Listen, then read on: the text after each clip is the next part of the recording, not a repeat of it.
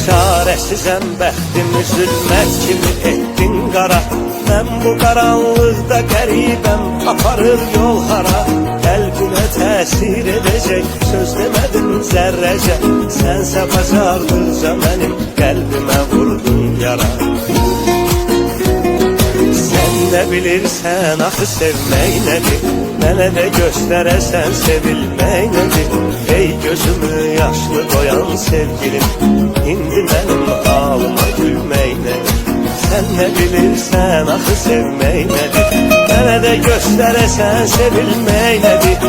Ey gözümü yaşlı qoyan sevgilim, İndi mənim halıma gülmək nədir?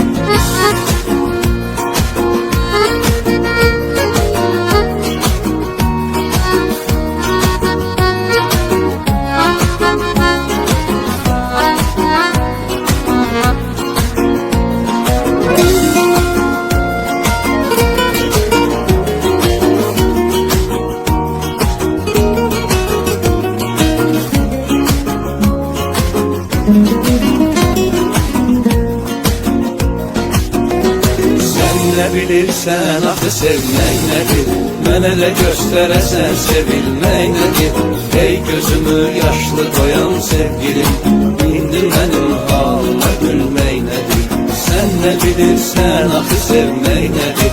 Mənə də göstərəsən sevilmək nədir? Ey gözümü yaşlı qoyan sevgilim,